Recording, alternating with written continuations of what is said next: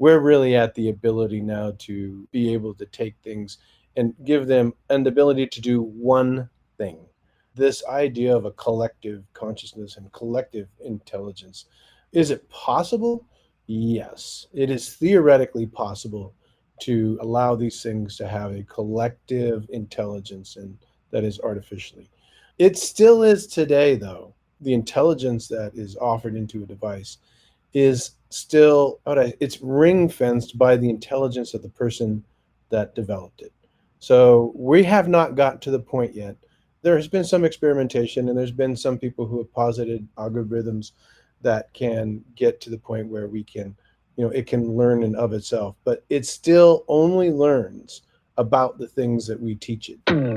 Welcome to Care More, Be Better, a podcast for people like you who care about the social impact of conscious companies and everyday heroes. Hear inspiring stories from those who put people and planet before profit and personal gain. You'll learn how you can make a difference, vote with your dollars, and get involved today. Here's your host, Corinna Bellizzi. Hello, fellow do-gooders and friends. I'm your host, Corinna Bellizzi, an activist and cause marketer who's passionate about making a better, brighter future for all of us. Every week, I invite you to learn with me and care a little bit more about specific issues so that together we can build a better world and a better future. Today, we're going to explore the Internet of Things, otherwise known as IoT, from the unique perspective of someone whose start in business came from the hard labor of running a cattle ranch. Rob Rastovich has been actively in technology for 30 years, from building e-commerce sites at what was the dawn of our present state of doing business in this way, using AWS and IoT, when things were, let's just say, in their infancy. ThingLogix, his company, was awarded the 2018 IoT Platforms Leadership Award. When he's not working on his role leading the Internet of Things, he can be found maintaining his cattle ranch and being a part of his community in Central Oregon. Rob, welcome to the show. Thanks, Karina. Thanks for having me. Yeah, it's so nice to have you here. I also am from Southern Oregon, so it's been a while. I've yet to be up to Bend, but perhaps one day soon you can show me what you do differently at that cattle ranch. No, absolutely. Absolutely. We'd love to have you anytime. So let's start off this conversation with a simple review of what the Internet of Things really is. So I guess most simply put, it's the ability to connect devices that typically wouldn't be connected. So the most common example is smart homes, right? Smart homes are pretty prevalent around. You can connect your thermostat, you can connect your garage door, you can have all these things talk amongst themselves and talk to you. The thermostat can tell the windows, tell the drapes to go up and down, and the garage door can tell the lights to go on and off, and things can talk to each other. Well, all those things only talk to each other if they have the ability to send messages. So the Internet of Things is really managing messages and between devices and people. Is artificial intelligence involved with how they communicate? Absolutely. So that's kind of where ThingLogix got its start. So originally, we had another company called Telemetry that was out in Denver, and we actually developed the ability to, manage and ingest these messages.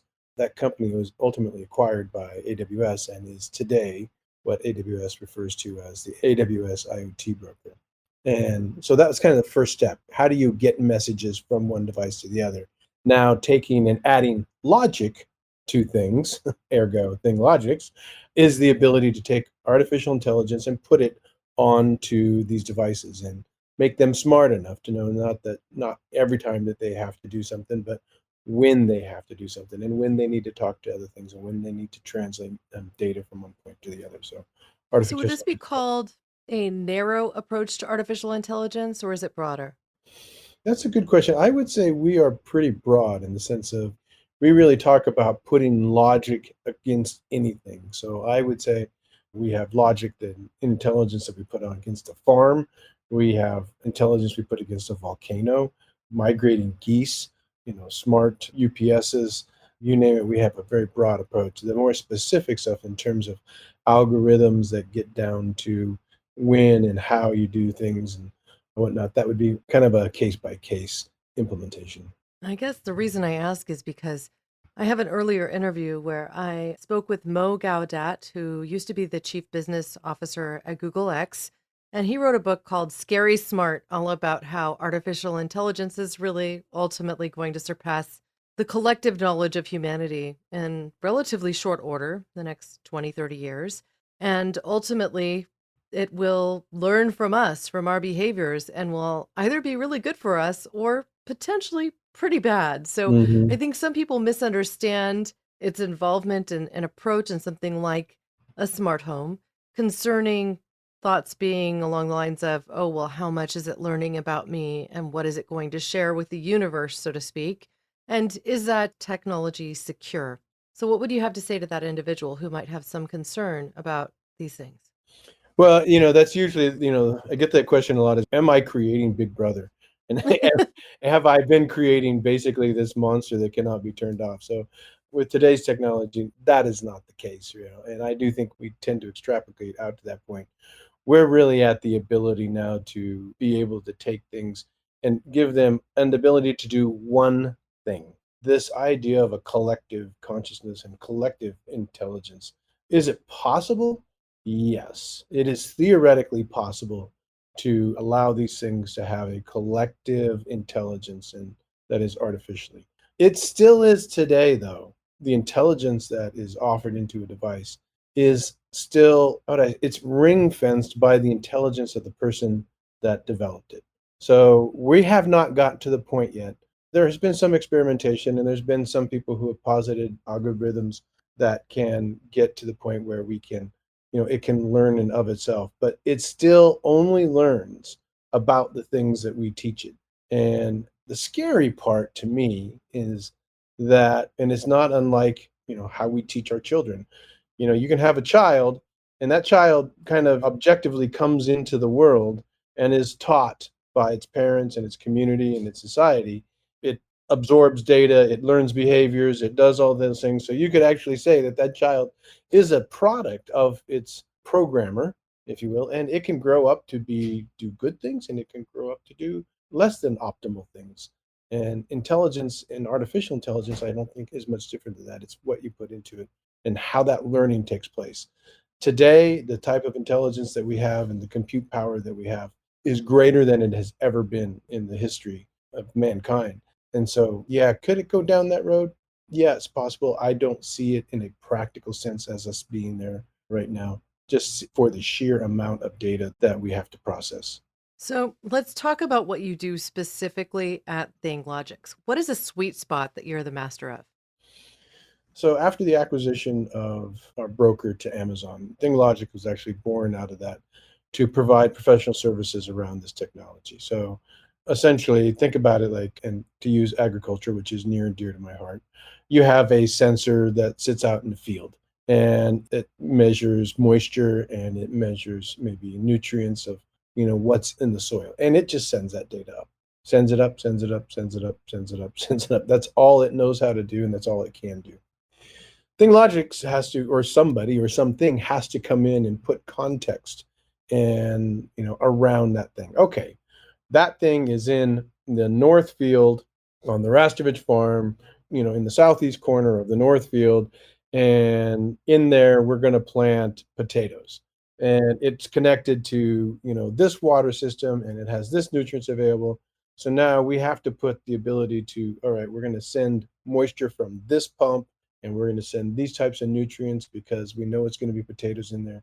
And all of that kind of stuff that puts context around there and kind of makes an application, if you will, is what ThingLogix does. Very similar. Think about an e-commerce site. If you just had, I have a product and I have a widget and I have a web page for my widget.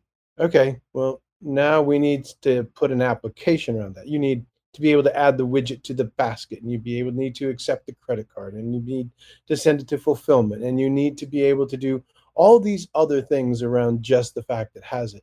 And that's really what ThingLogix does. We develop that framework and that ability to actually create a solution or an application, if you will, around devices.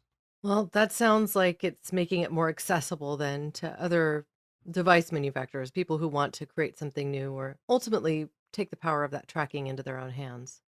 It does, and it's we're really kind of sit between the device manufacturer and kind of the business. Great example. I had a guy come to me one time, and he said, and this was in the early days, he wanted to build a new pool. He had a pool business where he, cleaned pools, and he says, I want to build a new website so people can go onto my website and they can schedule an appointment for repairs and they can order chemicals and we can do their payments and all that kind of stuff. And it seemed like a good idea. And he goes, well, I could increase my business. I said, well, I think we're thinking about that in the wrong way. In today's world, we're moving to a subscription economy and a Hmm. connected economy. I go, instead of spending your money on trying to get customers to come to your website, let's take a connected pool pump and install a connected pool pump that measures your chemicals and dispenses that and sends back diagnostics equipment. So now, instead of your customers having to go to your website and have to do something, your business model changes completely. You say, okay, well, I'm now going to charge you, $100 a month or whatever, and your chemicals are going to arrive automatically. We're going to come out and schedule maintenance preventatively because we know your pump is going to has a profile of a pump that might fail in 2 weeks instead of the day before the pool party. We're going to proactively work on these kinds of things instead of waiting for you to request it and then we respond and request a response. So ThingLogix has the ability to sit in the middle and build that solution so that device manufacturers like the pool pump manufacturer and the business, like the guy who's running around cleaning pools, can actually create a new business model. Well, it sounds to me like that would be incredibly powerful, even for the last, or I guess by the time this airs, it'll be a few episodes ago. But I interviewed the CEO and founder of Delfast e-bikes, Mm, and they are collecting data all the time on the performance of their vehicles and can ultimately slurp that up into the cloud and then share it with the purchasers of their e-bikes. It can even track where their bicycles are if right, they've been subject to theft or something along those lines. And they can also track the temperature of batteries so that if there is a failure predicted, it can be addressed before a problem arises. right, yeah, yeah, exactly. And that's a great example. Being able to provide a solution and all those little things, the battery, the bike, all those manufacturers put that together and they came up with a business case that says, hey, let's put a solution together that didn't exist before. Those are, technology like those, like Uber, those are technologies that didn't exist and couldn't have existed without a message based back and forth type of architecture. Wow. Well, I would like to just know a little bit more about how being a cattle rancher prepared you for this life Yeah. and technology. Yeah, it's a good question. So I'm third generation rancher. So my ranch I live on, we're 102 years old. My grandfather founded the ranch in 1919. And so I always tell people I don't know. I'm a cattle rancher because I don't think I know how not to be a rancher. It's kind of in my blood. I grew up here. My father grew up here. I would say my grandfather and all my aunts and uncles grew up here as well. So that was kind of from day one. I was on the trajectory of being a rancher. The technology kind of came in. I actually started off, went to school to do marketing, and when the internet kind of poked its head up in the mid to late 90s, I caught the technology bug, and that was the crack cocaine I couldn't get enough of. I Well, put I up mean, you and everyone I went to high school with in Silicon Valley. I mean, I was in Cupertino, right? As that was erupting into yeah. something gigantic. And for some reason, I strayed from the industry. I was one who said, I want to work in something more naturally oriented. But yet, every man I dated for a long, long time Yeah. was a technologist. My husband works for Joby Aviation. Okay, yeah, So they're, yeah, working in the VTOL space, vertical takeoff and landing. I'm still here in Northern California, which is a hotbed for all of that. So mhm. technology surrounds me every single day and I get the appeal. I also am a marketer and I use a lot of these tools. I'm really marveling at the fact that our jobs have become so much more easy with these gifts that technology has Mhm, provided, just because we can really get to know our customers better and differently. I mhm. mean, there are ways to create surveys or questionnaires that enable you to learn more about your customer base than you might ever have been able to in the past. And I'm sure you're going to tell me about more solutions. Well, we have a full bag of them, that's for sure. And we have, once I got that bug, I couldn't stop it, and so the technology kinda grew out around that, and so but I never gave up the ranching because it's a grounding place for me, and so they work well together. So, what kind of technology do you use specifically on the ranch? Well, we kind of use the ranch as kind of a proof of concept, to do POCs. So we've done POCs around soil And monitoring, what is a POC? proof of concept. Okay, thank you. So we've done proof of concepts around soil monitoring and fertigation. So the ability to, when you irrigate, to not just send water out, but to send nutrients out. In Oregon, as you know, industrial hemp was legal. It became legal a few years ago. I put in hemp crops, put in 20 acres of hemp. Experimented at that time. Boston Dynamics had the dog Spot, a robotic dog that could walk up and down the aisles and look for plants and do weeding, and because inside the hemp process, if you have a male plant gets inside your crop, it's really bad for it. So you got to constantly monitor for that. So explain with that. With the cattle, we start experimenting with smart corral systems. So, Hmm. today, the cow that goes to market is the slowest cow, the one you can catch easiest, right? But really, that's probably not the most efficient way to manage a herd. So we're working on corral systems so that, because all the cows have RFID tags, and so as they walk through, we know which cow comes in and whatnot. But being able to simply do things like close a gate when you know that, okay, the cows are coming in, they're coming in for water, they come in for feed, and there's 400 or 500 cattle out there, and so as the one that you want comes in, you just kind of close the gate behind her. Yeah, you'll catch a few extras in the crowd, but it's easy to sort one out of five than it is one out of 500. So being able to do smart corral systems that manage a herd and be able to, it makes it less stress on the animal, makes it safer for the handlers, those kinds of things. And then we've experimented a lot with, we actually spun up another company called ThingLogix AI around cold chain monitoring. So obviously when we have processed meat, we put it in a freezer, and those freezers, have tens of thousands of dollars worth of product in it. And if a freezer were to fail for some reason, we want to know that right away. Like if the temperature goes up 1 degree, I want to know immediately. So putting sensors in there to manage the freezers and manage that cold chain from the point of processing all the way to when we send it to our customers. This is something that my listeners may remember from an earlier episode when we interviewed Manik Suri of Therma. They manage specifically fixed refrigeration units, but you're talking about end to end as well, Yeah, correct? Collecting correct. data all along the way. Yeah, Wow. correct. Yeah. So I'm thinking about a couple things here. One is I visited a what I would call a humanitarian style dairy farm up in Wisconsin at one point, and they had a technology where their cows, they all had RFID tags like you're talking about. They would choose when it was time to be milked. Mm, And so they would come into the building, literally walk through, they knew where to walk to go ahead and line up and be milked. And then they'd walk out of the building, and every step of the way, these things are tagged. They know which cow came in at what time, how much milk they received. All of that is cataloged and ultimately preserved. And the cow walks out. Less stress on the cow, less stress on overall workflow.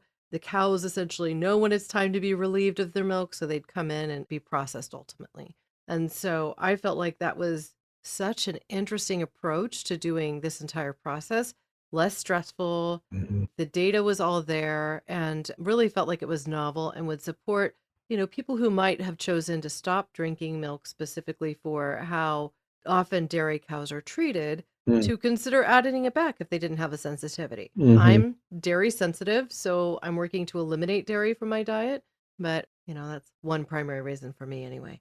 Those dairy farms are amazing. I've had the opportunity to visit a couple here in Oregon that were in the process of automating some of that stuff. But there's a special place in heaven, I'll tell you, for dairy farmers because It's a lot it, of work. oh my gosh, Mhm. it's 4 a.m. and 4 p.m. every day, 7 days a week, 365 days a year.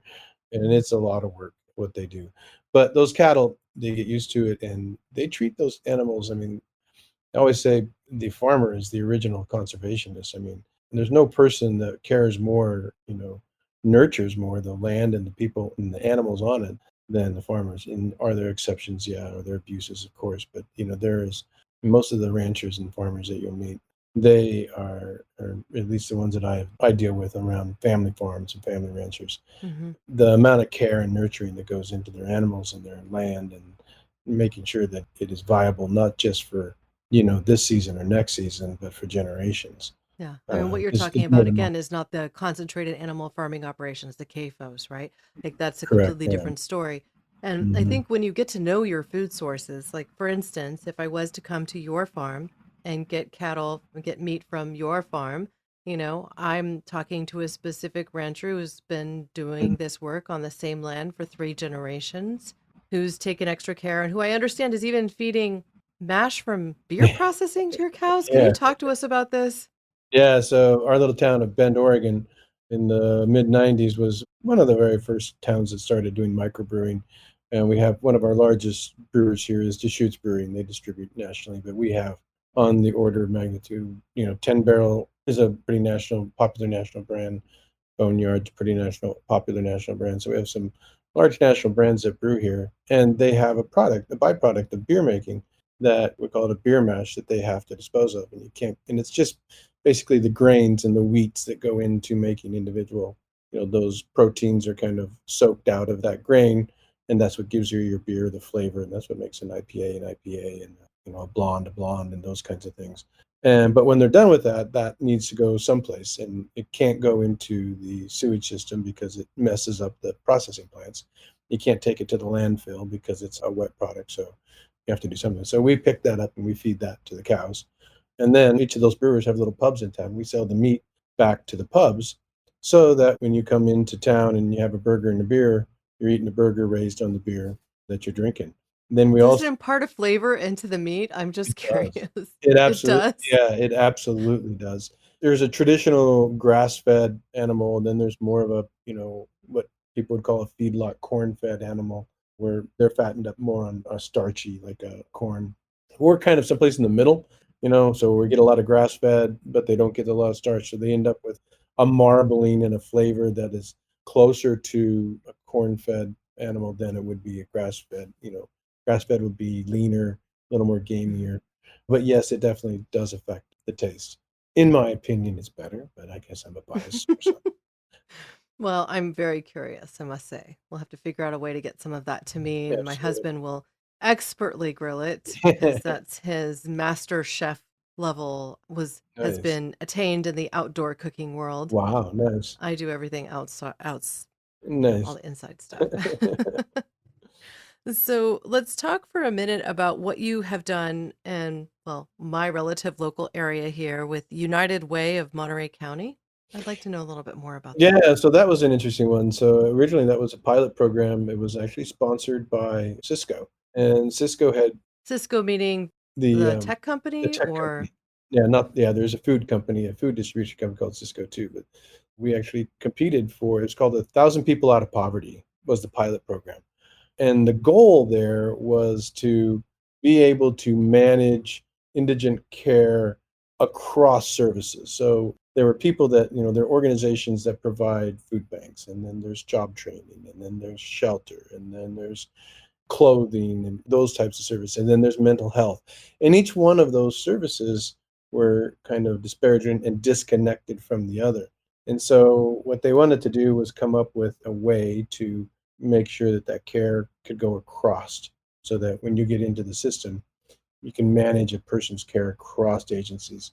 The challenge in that, of course, is distribution of data. That a lot of times indigent care doesn't have, they don't have an address, a place to send stuff. They don't have a phone number. So how do you manage those things? So we put in a bit, more against traditional technologies.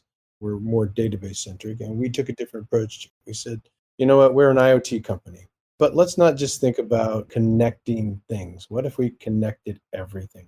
Right? The idea that a person is just another thing, if I may be so bold, that sends messages and receives messages and needs logic, if you will, put on it. So what we did in each of these individual health systems or providers, we said, what if we just treated those as a connected device? And they're not sending us all the data. Like, I don't want to come in and get all your data and create this big behemoth, a meta application of applications. I just want little information, like, who visited you? Okay, Rob came in and he got some food today. Great. And I talked to him and he may need some referrals to some shelter.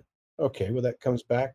And now, because the messages acts in real time, and we treat it like it's a real-time interaction, we can immediately then send a message to the shelter and say, Rob needs some shelter. He's over here at this location right now, and he needs to get to there. And he's on his way. Okay, we'll expect him, or we'll look for him, or maybe we'll have to go get him. And then from there, I get shelter, and maybe I get a little more safety. And I think Rob needs some job training. Okay, well, we'll now give him some job training. And now someone can manage Rob in his journey out of poverty across all agencies and across all these things. And so that was really the goal. United Way took that to the next level. It was very successful. And they said, let's do that with not just this area, but let's roll it out to other areas in Monterey. And let's put other agencies in there.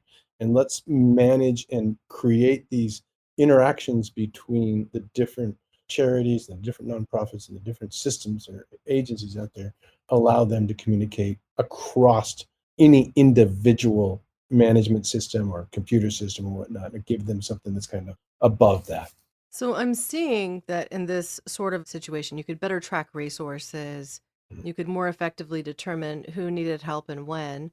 But it also sounds like there could be a risk in all of that information being in one spot, like that the individual might be worried that it could be used in a nefarious way Mm-hmm. against them. Mm-hmm. And so I know that in the homeless population, for example, there are those individuals who are already on the street because they fear that they're being tracked, or Mm-hmm. they don't want to go into a shelter because they fear that somebody's coming for them. And if they had knowledge of this level of detail being taken about them, maybe less likely even to go forwards with some of the help that they might need. So I wonder what your thoughts are about that and how we might work to mitigate some of the concerns that people might have. So the difference between a meta application of an application of applications would be exactly what you're talking about. We would be Mhm. collecting data and analyzing that data and in attempting to act upon it and say, okay, I don't know, we now got to go get this person because we know that they're going to do that. Ours is, and the difference is, we are what we call an event driven application. So, in other words, I send a message and I send a message that I am here and I need to be picked up for, and think of it like Uber. I send a Mhm. message, I consciously, intentionally send a message and ask Uber to come get me. Somebody on the other side of that receives that message and goes, you know what? I happen to be going that way. And if you're willing to exchange some dollars for my time and this and that, then we will have a connection and we will go and off we go. Now, at the end of the day, can Uber keep that data and do it? Yes. But what we have done in that is we don't act as the analysis or the application. Our job is to provide that connection. So ours is really anonymous, autonomous data moving back and forth that exists for an event, for a Okay. transaction. And then Well, that helps me understand. once that event, once that transaction's done, it goes into whatever system that they have. And so everybody maintains their autonomy like it does today. Sounds good to me.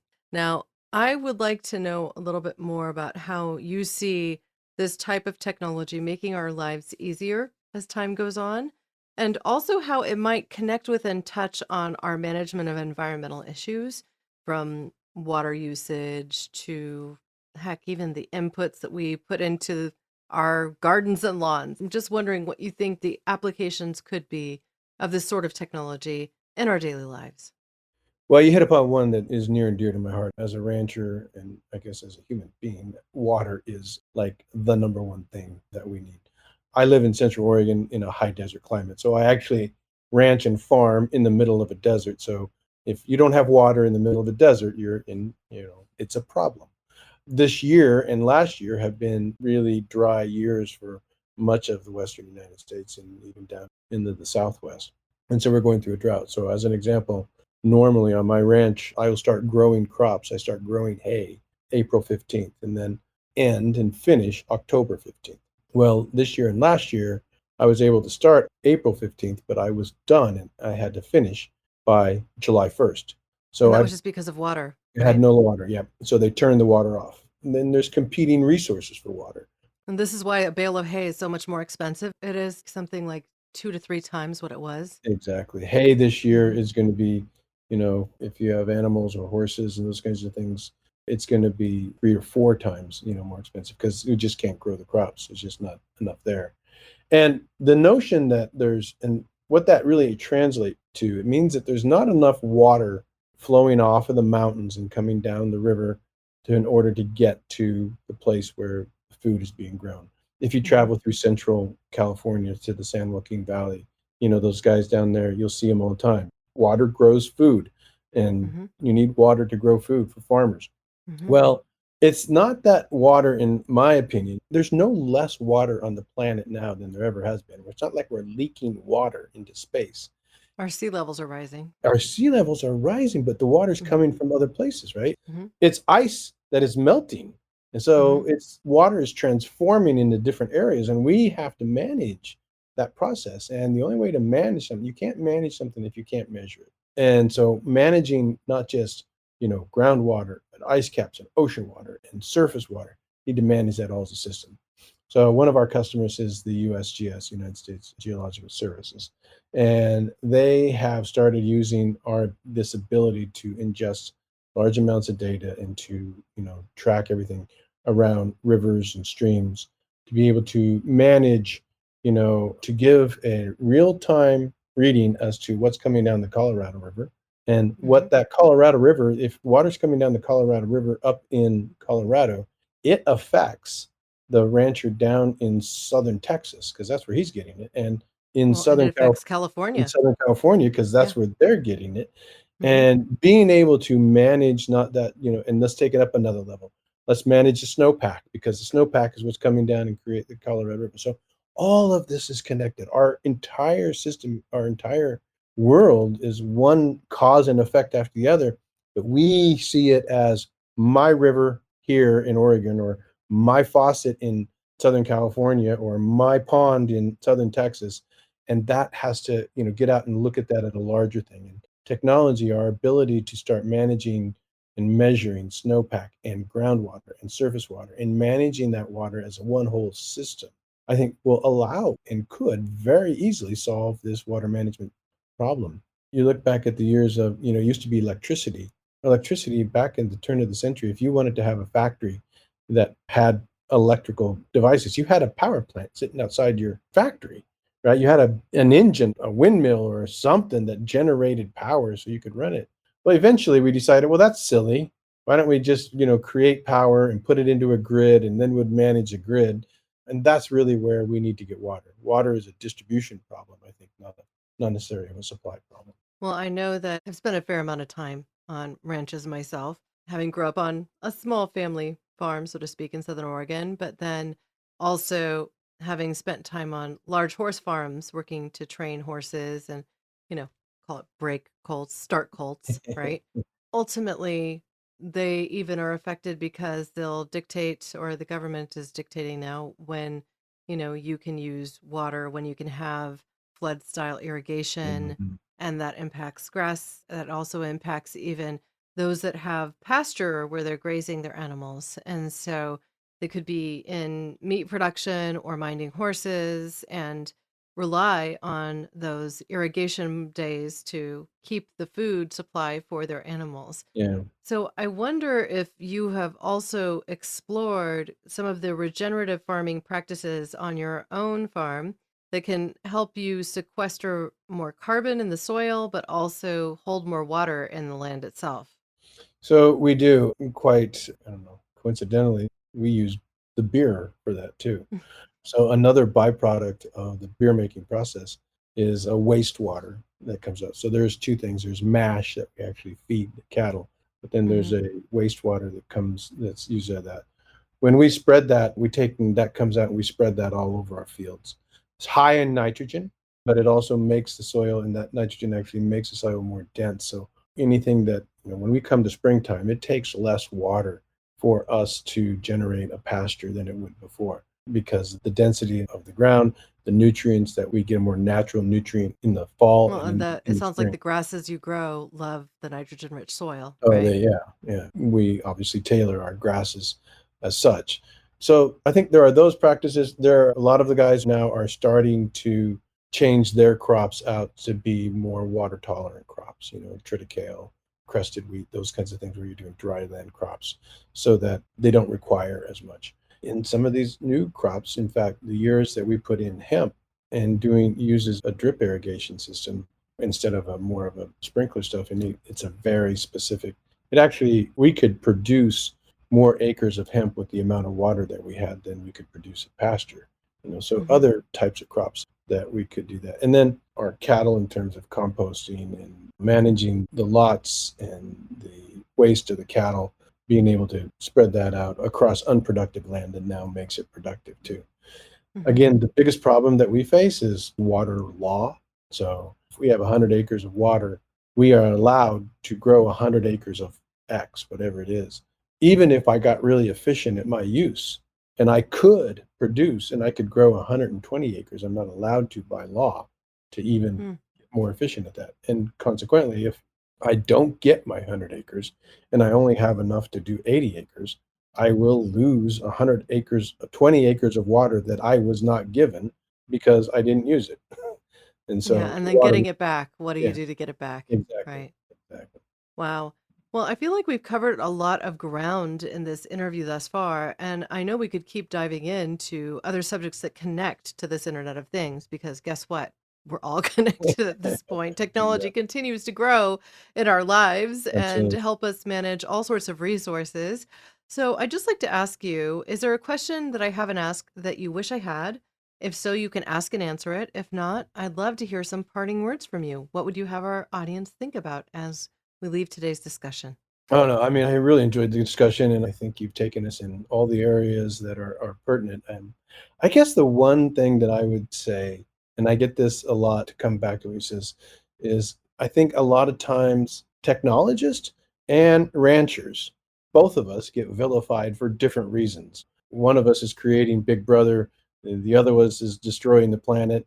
And I would say find a local farmer and befriend them a little bit and learn a little bit. And I invite you to come out to the ranch, and we do tours here all the time and kind of show people, but don't be afraid of either one of them. I think technology has its place. Anything obviously can be used for good or not. And technology has a lot of benefits that we experience in our daily life. And I think it's going to continue to do that. It's going to shape our world and it will in a very positive way. Things like telemedicine that we're seeing now. And but the same thing with your local farmer. I know it's often more difficult to talk to your local farmer, but the problem with the local farmers is they became farmers because they weren't good at public relations. There's a reason they become farmers, right? But they are a very kind and gentle and loving group of people. But you reach out to those local guys and help support them because I think that relationship, that connection, if you will, between the local farmer and the local consumer really can start to see big changes in how we work as an economy and as a society. Well, I couldn't agree with you more. The reality is there's a human face to those local farmers in your area. And I've always been somebody who shares with my community, if you can, shop local. Go to your farmer's market. Yeah. Guess what? If you have a local rancher there that sells meat locally, they are probably there with a stand too. Yeah. We have examples here that are farming for lamb, for cattle, for seafood. They're here and they're offering their wares in the local environment. There's even a chicken farmer who has pictures of their individual chickens up in That's their all. booth to show you the personal face to the flock that they have. And one of the things that I love about that particular farmer is even though they haven't gone through the process of becoming organic certified, because there's an extra cost to all of these things, Yeah. and sometimes they just can't make the margin for it, they're showing you the personal side of their Mhm. flock and all of the things that they're doing differently to care for them that you might not have even from an organically farmed egg farmer. Yeah. So I love that. Now, I wanted to direct people specifically to your website, thinglogix.com. That is Correct. ThingLogix.com. Correct. I Yeah. will include links with show notes, but how do they find out about your farm specifically if they're interested in learning more? Yeah, the website for the ranch is barleybeef.com. Barleybeef.com. Yep. Yeah, I didn't have that in your guest intake form. I was like, wait, what was that again? I know I wrote it down, but then I couldn't find it. Yeah, So and that'll great. give you all the information about, kind of our practices and what we do and, how we then and if we sell we mainly focus locally, but I'll see if I can get some beef down to you next time I'm down there because would love for you to try it. Well, I'd love that. Okay, so Thank you so much for joining me today. This has been awesome. Thanks, Corinna. I appreciate you having me. Thank you for joining us on this journey today for a discussion that meandered a bit through the Internet of Technology, the Internet of Things, and into real applications that you might not have thought of before. Hey, we got to know a rancher here who has become a technologist of sorts and really understand how this can even impact our usage of water.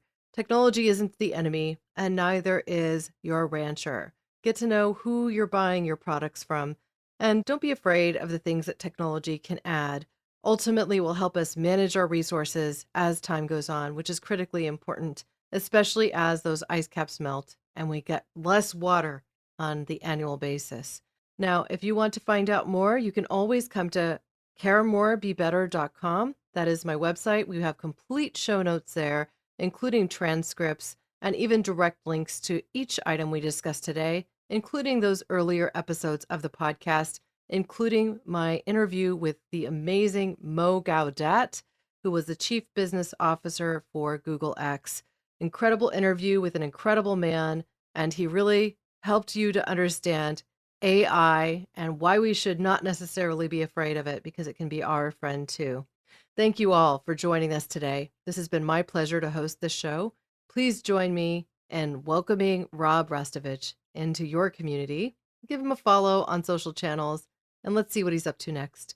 Thank you now and always for being a part of this pod and this community, because together we can care more and we can be better. We can even regenerate Earth.